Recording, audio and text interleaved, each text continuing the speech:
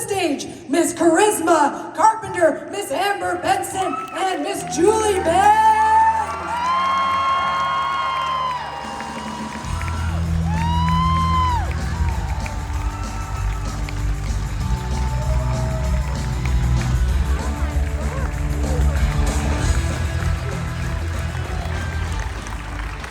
Ladies, how are you?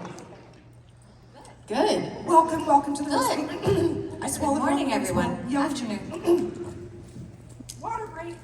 Hey, let's go over there for the very first question while I clear my throat. Hey, good afternoon, ladies. My name is Marcus, or Buffy. I'm originally from Germany, and my question is, you know that your show got dubbed in Germany, and have you ever had the chance to listen to the dubbed versions in Germany, or ever met the voice actors? No, but I'm sure they got somebody really annoying for my voice. What they usually do in other countries. I hate to say that, but it's very similar. Which means it's lovely. It's good. It's lovely. good. I've heard the French and the German dubs when I was in Berlin and in Paris, and I actually thought they sounded really good. So I think I just got DM'd some stuff, some scenes that is done in first English and then in Spanish, and I thought it was great. I haven't heard the German version yet, but it is highly entertaining. So, judging by your accent, you speak German, yes? Yeah. Do you have a favorite line from the movie you care to, or from the show you care to say? Oh my God, the last time I watched it was when it So came out. translate, God, what's your childhood trauma? I'm so used now to the original version. I live here for quite some time now, so I don't know. I love the idea, though, that you can watch something that's dubbed. I'm an anime fan, right? So I'm watching anime all the time, and I see the dubbing, and I've never actually listened to it in primarily Japanese because I don't speak it. So it's always fun to meet the voice actors, the American voice actors, or the English-speaking voice actors who bring life to something, right? So I'd be curious to see who gets the job over there in Germany, and they're like, okay, you're a witch. This is what you're going to do. You're a vampire I slayer. would You're like to hear you say that line, God, what's your childhood trauma, in German for me, and obviously using all the inflection that could Oh mein Gott, das ist echt schwer. Ich habe keine Ahnung. You caught me on the I spot. feel like you need a little more oomph. Let's try one more time. One more time. Give me a really solid God. And then. Sorry? Oh Guy, oh Giles, nein, das kann ich nicht machen. Nein! Das funktioniert nicht. Bravo! Well done. Thank you, ladies. And thank you for saving me while I cleared my voice. Well done being put on the spot. Acting class with charisma. You are hired for voice work, by the way. You can dub anything for us in German. Hi, how are you? Hi, my name is Ananda Sayab Sandy, and I'm going to usurp this away from Buffy for just a moment for Amber. Thank you for voicing Nightfall. If everybody doesn't know, the ElfQuest audio movie, the second episode just dropped. Can we get an Iowa from you? no, I just did.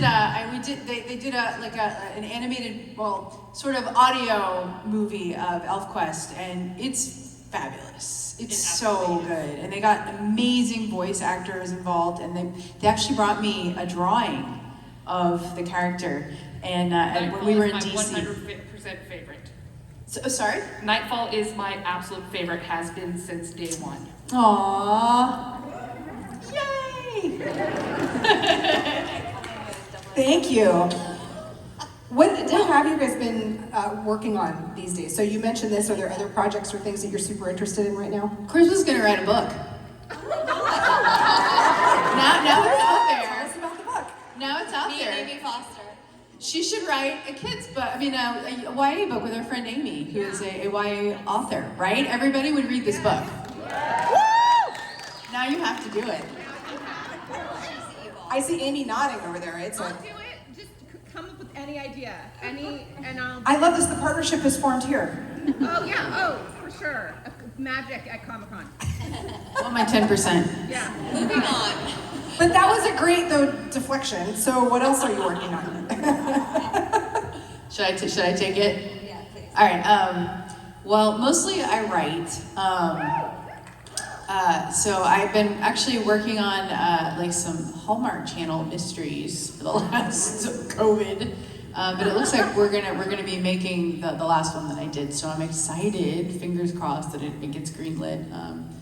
So yeah, so I've been working on that, and then I went and I did like a small cameo in a film that'll be coming out, and we shot in New Jersey. And that was really fun. Will you I talk? saw How will the we find out? glow from the yeah. I saw the glow. Our director Jane Schoenbrunn. They had done another film that came out, and they their stuff is amazing. But they had written this film, and it's so good. It's a genre like a little bit of horror, a little bit of fantasy and sci-fi, and I can't go into detail, but it's amazing. I was like, I will do craft service, anything to be on the set of this. They killed it. It's an amazing script, and I think it's going to be an amazing film. So. And the Lifetime thing. Yeah, but that's yeah. Wait, you talk about your part, what you did. That I wrote something that they're not going to make anymore. I feel like that happens. It was purchased and it got. Yeah. That's awesome. No, I feel like we do a lot of things that like you do them and then like they go straight to video and you're like we did this thing that you can't really see except in like some weird streaming YouTube thing. That's what my writing life is like too now. It's like, oh, you did this thing, but we're not gonna make it. You're like, but I spent so much of my hard blood. Yeah. Tears, sad tears. But that does become just a part of the experience of doing this job, right? Yeah. It's such a rare thing to have a show like Buffy that has the staying power. So It's super rare. I mean, I think to be able to still be creative in the field, no matter where it ends up, because you know it'll find an audience, right? It will. Well, I feel like we're all of us do other things and are creative and have ideas for things and things that we want to, I know Julie's got lots of ideas for shows and stuff that she wants to do, and I think we all have like that creator inside of us. So moving my way down, Charisma, what are you working on these days? First of all, it's the most annoying question ever. I hate it. I'm so sorry. I feel terrible. It's just every actor's nightmare, to just have to give your resume. But it's not personal. But it's just challenging because, as we get older and women in Hollywood, it is harder to get the jobs that you want or to even be seen. Or because you are established and you are known for a certain genre, then it's difficult to be seen outside of that idea of who you are and what you're capable of. And I was actually just having this incredible conversation with somebody recently where they said, we were having a conversation about being your authentic self, and I was just it's interesting as an actor how you embody a role to play someone else, but then if you didn't bring an element of yourself, I think your job benefits by bringing your authentic core self to a role, because what would the words mean without your knowledge of music or poetry or travel or friendships and life experience? So to be able to do that as a job is such, for me, a gift, and it's something I will always want to do, and I just wish we could do more of it. I did do Dynasty recently, which was received super well, which made me so happy because I love acting.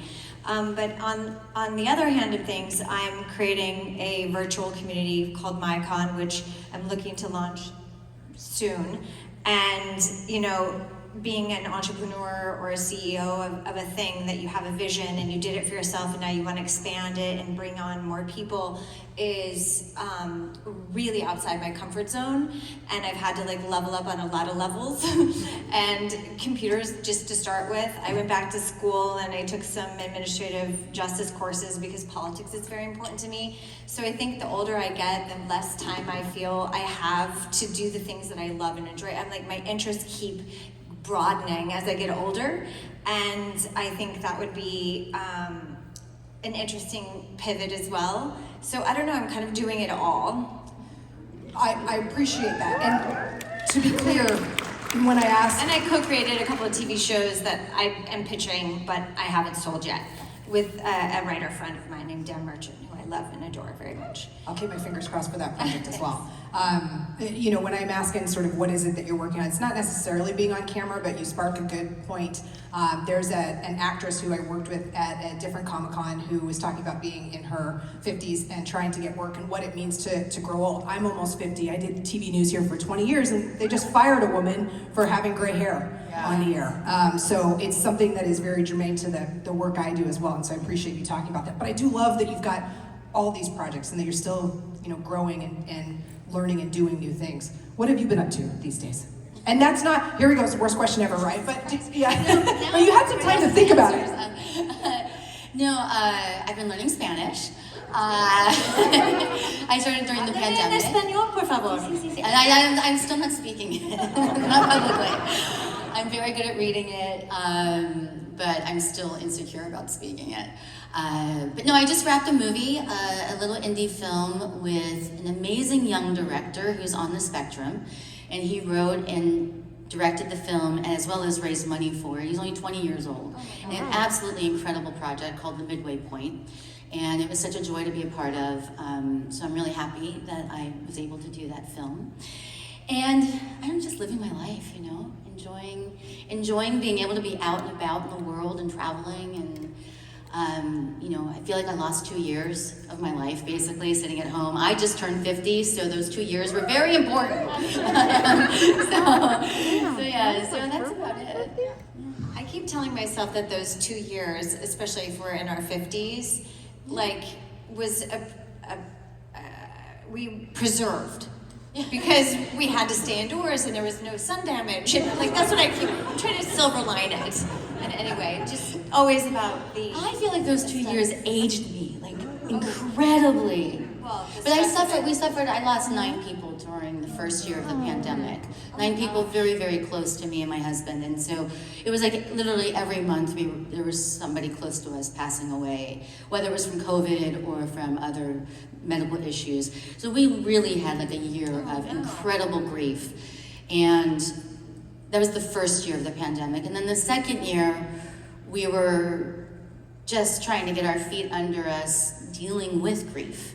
I've never experienced such deep depths of grief before, so it was really tough. And I think that's why we ended up with 4 dogs. I mean, fair. Which is kind of crazy. Dogs make everything better. I'm 4 of them. Anybody want one? I do see your dogs on your Instagram and it cracks me up because they're the stars of the show over there. There's a lot. There are a lot. That's, well, you know, and certainly for everyone here, we appreciate all of you abiding by the mask mandate that Rose City Comic-Con has put in place for everybody's safety. We're socially distanced up here, but we are wearing them back there, and you'll see me when I'm on the floor wearing them. So a big thank you for all of you doing your part. We'll be right over there in a second. A question to you over here. Hi, my name's Kaylee. I was just hoping I could find out what was each of your favorite episodes to shoot on Buffy or Angel? Favorite episode? Yeah, what was fun? The musical. That's my favorite. That was so much fun. What a weird, to be able to do something like that, like what a bananas thing to, it was, of course it went on and on because like you can't really do what we did in 8 days. So they would continually show up with my little princess outfit in my trailer, like, oh, we're gonna do some pickups. I was like, oh no, I gotta get back in the corset. Thank God I'm lip syncing, I can barely breathe. So yeah, what should have taken 8 days probably took about 20, but it was awesome. It was such a good experience, and what a weird,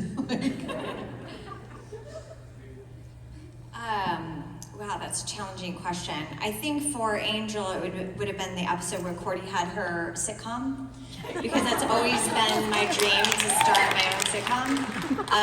I did shoot a pilot for a sitcom eons ago, Tyler Labine, for UPN with Adam Chase, who was the showrunner of Friends and Warren Littlefield, but it didn't get picked up. Instead, Veronica Mars got picked up, and then they put me on Veronica Mars, so that it kind of worked out. But that was a great episode. That was a lot of fun. As for Buffy, I think it was the Homecoming episode. I say different things all the time. You know, I just saw some clips of that recently. I love when the fans DM me scenes that they liked, because then I've never done a rewatch, so I'm always, oh yeah, I loved that episode, and the whole spatula thing was fun, and I do remember careening face first into a nightstand that was on the set because I tripped on the antlers that were on the floor, and that was also like a tidbit that was kind of tragic and funny and scary, and it all worked out. But working on set's dangerous. It's dangerous. Dangerous work. I almost had I had to get a tetanus shot because the nurse didn't understand that the antlers were set antlers. They were like not really antlers, but like I didn't know because I was out of it and in pain. And then I'm like, why? And then it didn't go. The needle broke off, and she had to do the other arm. So then I was. So yeah, that's a little behind the scenes. I've never shared that before. Yay! And it's her favorite episode. It's my favorite episode, not because of that. But it was fun. It was fun. And that's, I love that because I don't think you guys ever heard that story. And after 25 years of answering these questions, I'm glad to keep it fresh. Great question. Thank you. What about for you? Obviously, my favorite episode is called Darla. Mine was Cordy, yours Mr. Darla. And I think too it was because I really got to work a lot with Juliet and James because it was a crossover. It was that crossover episode that they did. So it was really fun to have like me and David and Juliet and James all together like as the foursome badass vampires. So that was a lot of fun. My favorite scene that I've ever shot though was not in that episode. My favorite scene was in Dear Boy. And it's when I take the cross out and I hold it to Angel's chest and I say, God doesn't want you, but I still do.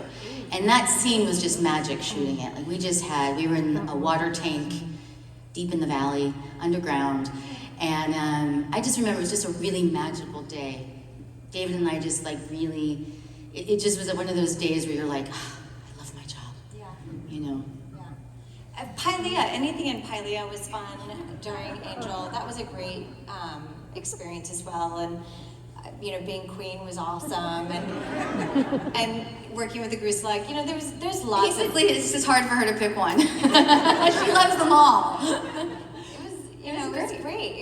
It's a rare thing to be able to say those words and have the magic on the paper to begin with, and then be able to say and recite and experience and explore in person with your scene partner. I would say too, it was one of the rare shows that I've ever worked on where you're constantly being challenged. Every episode, you're being asked to do something that's outside of your comfort zone. Yeah. Like for me, I had to ride a horse through fire. I had to be buried alive. I had to sing, and it was like, and then the emotional challenges as well because the storylines were just so huge and epic. I haven't really had shows like challenge me in that way, so that's why it's hard to pick just one. It's true, and I think like the reality of it is like a lot of people say when you do soap operas that it's a real learning experience. You're doing 85 pages of shoot. I would never survive that. But what I think is true about Buffy and Angel was it really was one of those experiences where you're learning to fight, you're learning to do drama, you're learning to do comedy, you're also learning a new language. And I don't think there's enough talked about that. Like there's a specific Joss speak to the way that we talk on the show that you had to catch up to. And we had to be like word perfect. There was no improv. Yeah. So very little. No, yeah, every grammatical thing. I mean, we can all say every comma, every period, every question mark, every everything had to for be a reason. Yes. Yeah. So it was a very big, like for your first show to be.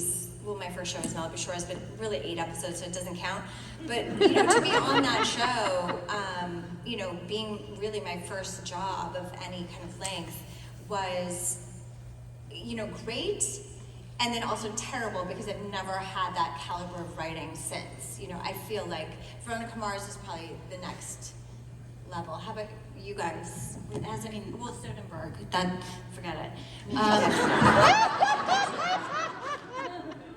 But yeah, that was pretty special. So, Thank you for your question. Yeah, this reminded me, I was just watching, we've got Rainn Wilson coming out here on the main stage tomorrow from The Office, and he was talking to Steve Carell. I bet he's never rode a horse through fire before. I will make sure to ask him. Although I want to meet him. He- I like saw he was going to Me be kind there. of I'm so excited. excited. Like, I want a picture. Yes, actually, so it'll be, you're welcome to. Like, look at me, I'm gonna stage get welcome. fired because you guys are gonna come screaming up here on the stage and be like, I want you to meet my friends, they're really nice. He's gonna be like, what is going on? So tomorrow when he comes out though, I do wanna ask him about this. To your point, he's never rewatched. So he was talking to Steve Carell about this, and Steve Carell was like, people will ask me questions at a Comic-Con and I don't remember because I watched it like like you guys all had to at the end of the shift or whatever, and then that was it. Yeah. And so I know you said you didn't really rewatch, or maybe not now or I've never. ever. I mean, I tried to rewatch with my son, but then his disinterest was like, "I'll forget it. It's not gonna happen." Mom was cool. That was sort of my like hope, you know, that he would find me cool eventually, or I'd have some kind of mom credibility, or like, nah. I'm constantly trying to get Like- my kid to think I'm cool. Honestly, stay away from campus. Don't come around. Like, no, he doesn't want anything to do with that at all. He does not want more attention at all. So no rewatching for you. What about you? Do you rewatch? No, I'm not a big rewatcher of anything, but I was talking to somebody about this earlier. This idea that like when you're in it as an actor, like you're like memorizing all these lines, and then you have to like forget them and memorize a whole new bunch of lines a week later. So I think I don't know if this is the case with you guys, but I kind of feel like I didn't retain anything because I was busy like living it, and then it got sort of excreted, and then living it and excreted, like I'm a mollusk or something. But I did a trivia thing for New York Comic Con one year, and they gave me all the Buffy questions. I didn't get any of them right, so now I'm barred from not allowed. But I think you live it so much, and you were so in it that like sometimes it's like high school. I don't think about high school, but it was like high school for us, or like it was like being, that was a different moment in life, and yeah. But now I have to ask, what show would you get all the trivia questions for? Is there one? It's not one you were. I'm not a like. If it was books, I'm no more about books than. That's like, who am I thinking of? The talk show host who loves Lord of the Rings and knows Stephen Colbert, thank you. Like Steve Colbert and Lord of the Rings, every single, I knew they would know. He knows everything. He's like an encyclopedic knowledge. You can go to him and be like, hey, we want to remake this. What's the lore? He will know. Okay, so books. I respect it. I like it. What about you? Do you rewatch? I don't watch in the first place, let alone rewatch. What's the point? I mean, it's so hard to see yourself on TV because when you see it, you're analyzing so many other things and not the acting, not the work. So I've just made a practice now not to even watch, especially the older I get. It's just not worth it. So yeah, I don't watch, rewatch, none of it. Similar in other lines of work that I do, because I'll pick something weird. My face is crooked and it's all I see, and then I start focusing on that and it gets in my head for the next stuff that I want to do. It's ridiculous. Question over here to you. Hi, what's your name? Hi, I'm Anna. I'm from here in Portland. So Buffy's meant, and Angel has meant a lot for me. I found it when I was 18, and it took me through, and I still rewatch it when I feel down. But so I want to know what you already told some lines, but what were your favorite things to say that maybe you thought were funny or whatever? There was one episode with a baby where I brought a baby for Angel to feast on, and we could not get through that scene without laughing hysterically, and the baby was the only actor performing its job perfectly. And we got in so much trouble, and I forget what the line was, but it was really, we couldn't get through it, and the baby was supposed to look at me and then pan over and look at David, and the baby did every single time, but we fucked it up every single time. We got in so much trouble. So, I mean, that was probably one of my favorite moments working on the show, like the He gets funniest the one. giggles, it's the worst. You're done. Well, David's the worst too with it. Yeah. Oh, wait, before you go, I would like to give her props. Thank you. Yeah, awesome. Thank you, Hi, thank you. thank you for being here. What are your names? I'm Mindy. Mindy. I'm Katie. Hi, guys. Thank you for being here. You're very welcome. This is actually my gig. I coordinate interpreters for this and for AwesomeCon, so I'm enjoying you guys again. Thank you.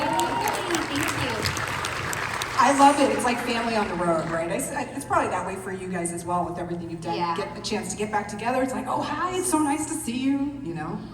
My favorite line, I have so many, but one of my favorites is, that's just propaganda spouted out by the ugly and less deserving. Now I remember it.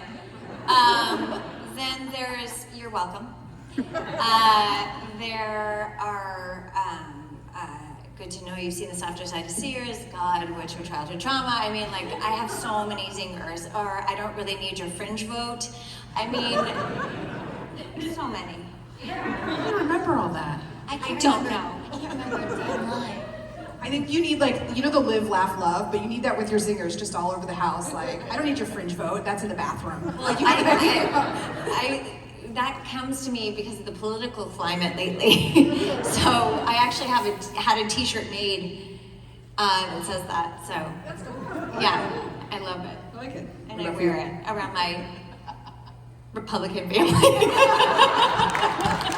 Sorry if you're Republican, but I have feelings about that. I think one of my favorite lines, I didn't say it though, but it was Tara likes tuna. I mean, it's pretty naughty.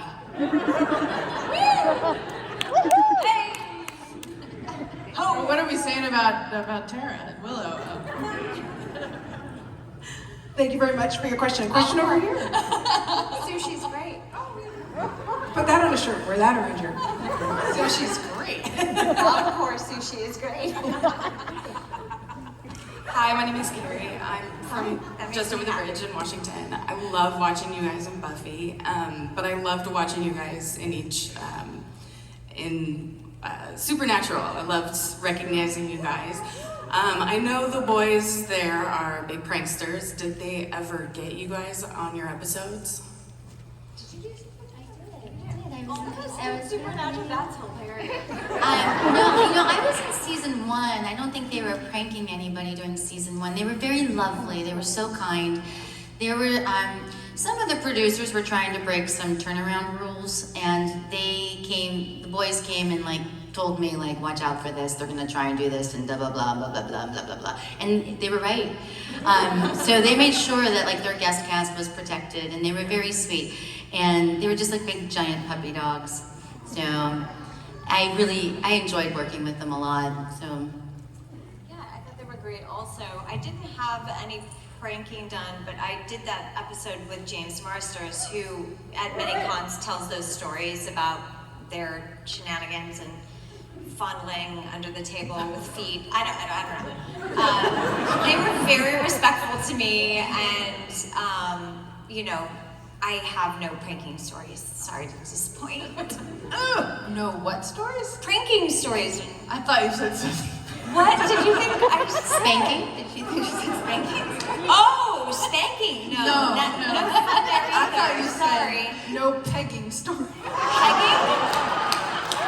I don't even know what that means. No, I don't. No, do not Google it. I don't either. I don't know. We're We'll good. talk later. Where did that come from? Oh my gosh, she's crying. That's why I was like, Tara, will you explain that to Courtney later backstage? She's been tasked with a very difficult job apparently. Amy, will you help me out later? Visual aid here, so like.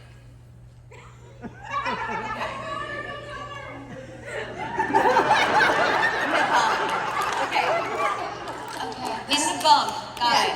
yeah. This is like when I had dinner with Charlene Harris and someone explained what a furry was to her. She writes all the True Blood books. Yeah, I mean, yeah. Yeah. Is this a new term? Peggy. Pegging. Is it a new term? I think it's been around. 52. I feel like we don't know it, so maybe it's just a generational thing. No, I wouldn't say that.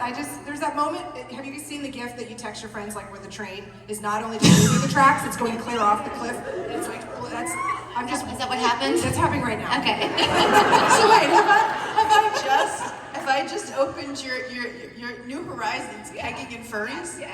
I do Julie furries. and I are gonna I do go Google furries. later. We'll go Google later. Okay. We'll be like, Siri. Don't Google. Don't Google. Siri. What do you mean? Even better, yes, Siri. Do it like someplace where lots of people can hear you. Hey Siri, explain Are you pegging. okay? We need Kleenex. Mom. I'm alright. Oh Lord, what have I done? Are there kids here? I apologize. We haven't even said anything. I don't know. They don't know. We don't know.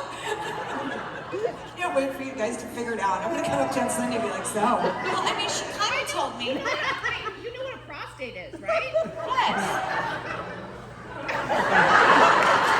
Later. Moving on. Favorite lines, Amber. Going once. I think I said my favorite. Well, we were talking about supernatural. Pranking. Was I pranked? I was not pranked. But those guys were lovely. It was such a lovely set. Just really, really nice. And I did get carried around by one of them. Oh, you're so lucky. Poor me. Yeah, it really sucked.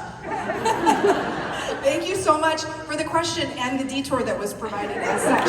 It's amazing. Hi, question over here. Hi, my name's Grant. I'm from Seattle. Are you okay? Oh my God. Oh, by the way, if you Google that, have safe search on and do not look at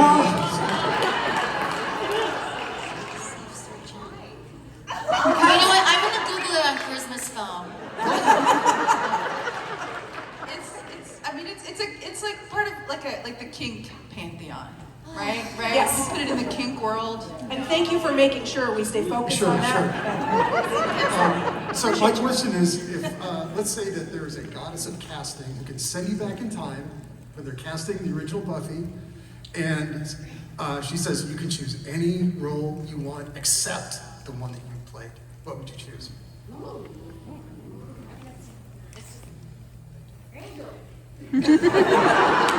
Oh, regardless of gender or age.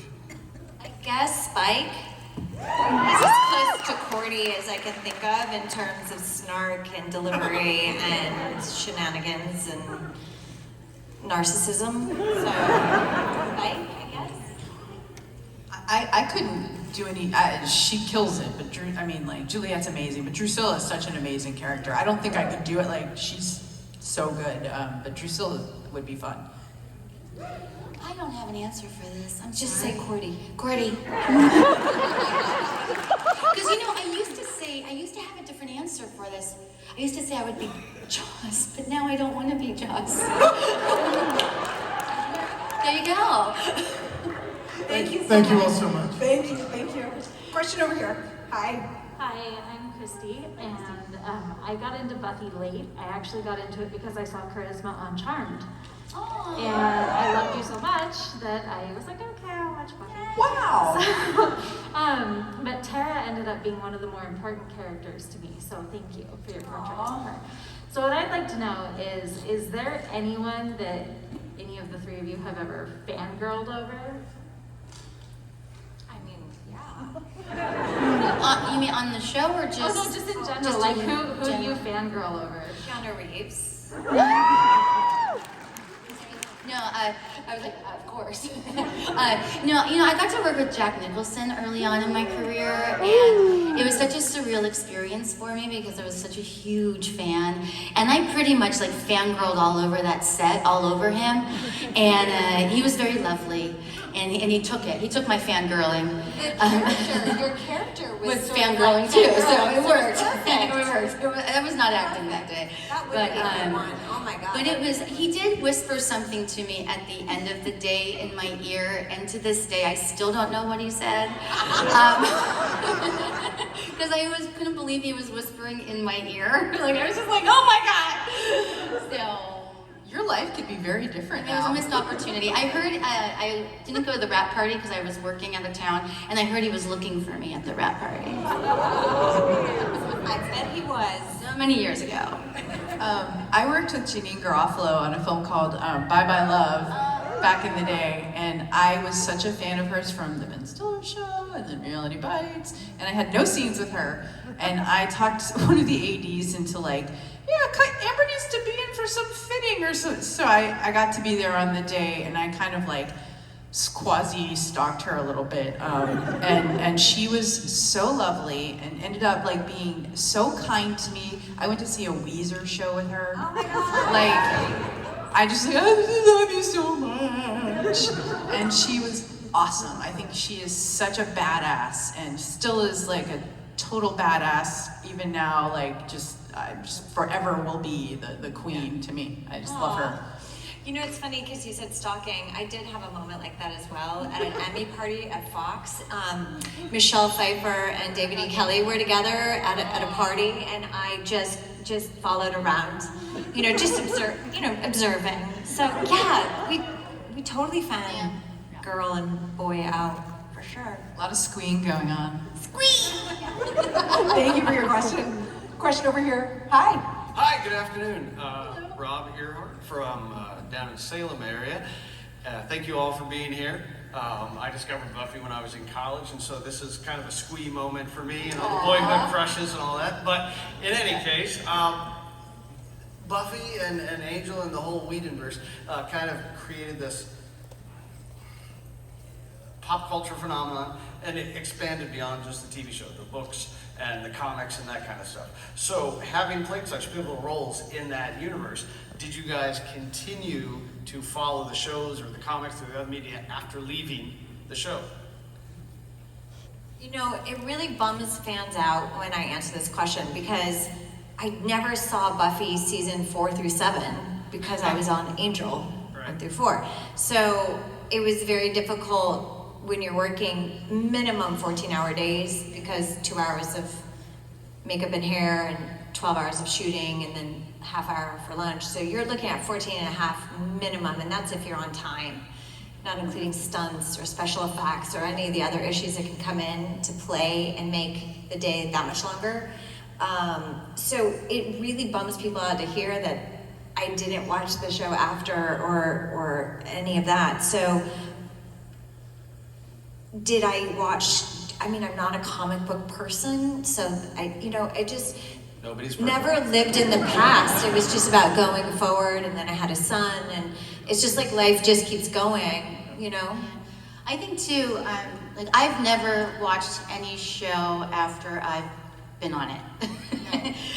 Because, an example is with Desperate Housewives. I had watched every single episode of Desperate Housewives up until I was on it, and then they stopped watching it because the magic was ruined for me. It was like, I knew when they walked into Bree's house that craft service was actually behind the door, not the house. Her house was on the sound stage. And so all of a sudden the magic is ruined. And just like you guys, when you sit down to watch television, I want to be entertained, and I don't want to be thinking about my job, and I don't want to be, wrapped up in the past. And so I sit down and watch other shows. And so I'm the worst, and I don't know anything about comics. I don't have kids, so I didn't follow any of it. And I don't know about comics. Okay. But yeah, I'm the absolute worst about it. I do remember one time I do have fur babies. and I do remember one time, it was after I poofed on Angel and the baby, and I was scrolling through TV, and then I saw you, and you were carrying my baby, and I was like, "It's my baby, that's my kid," because that's kind of the reaction you have when you see stuff like that. So that's when I learned, I can't watch this stuff. I'm too emotionally invested. What about you? I have not followed. I'm aware of stuff because I have friends that are and they tell, oh, this happened and that happened, and and I know that Tara popped up in the comics, really pretty little panel, and but I haven't really followed. I'm familiar, but not. Does that bum you out? No, I'm not bummed out. It makes complete sense. But again, I really enjoyed the continuation of the series in comic form Am I after, right? I after heard the that cancellation. I'm like barely in the comics anyway, so. Cordy, Right. I've seen. No, but right. So like, if you're not into comics and you're not a part of it, like. Yeah. I've seen some like fans come and Yeah, bring fans stuff. come, yeah. I saw one that had Darla in it, but I don't know Yeah. about anything else. But the whole point is that like it moves you and it brings joy to you know that continuation. Do you know what I mean? Like it's a beautiful, wonderful thing. And I think because we were so entrenched in it, it's almost like it's like you. It's like looking at yourself. Do you know what I mean? Like you're like, oh, I don't want to see me do like the rewatch. I don't want to see me making the weird face, or I don't want to remember that I wore the cruddy prom dress, or I was bigger than so and so. You know, like I should. You know, all that stuff gets in your head, and so sometimes you have to sort of distance yourself from it. But that should never take away from the joy that it brings you. Yeah, You know? I would be That's bummed what's if you guys were important. bummed, but that's the reality. No, that's awesome. Thank you so much. Thank you. We have time for one more question over here. Hi. Hi, my name is Taylor. I'm from Seattle. I discovered Buffy when I was in middle school, so huge fan. I'm like crying inside right now. But I feel like there will inevitably be a Buffy reboot. So when that does eventually happen, what are some changes you would and would not like to see? Well, I know they were talking about doing a reboot, and they were going to have Buffy was going to be POC, and I think that's really important. I think there was a real lack of diversity in our show, and I think if it ever is rebooted, I think that is really important. That you know the world that we all live in is a very diverse world, and until we are showing that in television and film to the extent that it is in reality, I think we have a problem. So if they reboot it, I think it needs to be that way. It's really important. Thank you very much for your question. And with that, let's give it up a big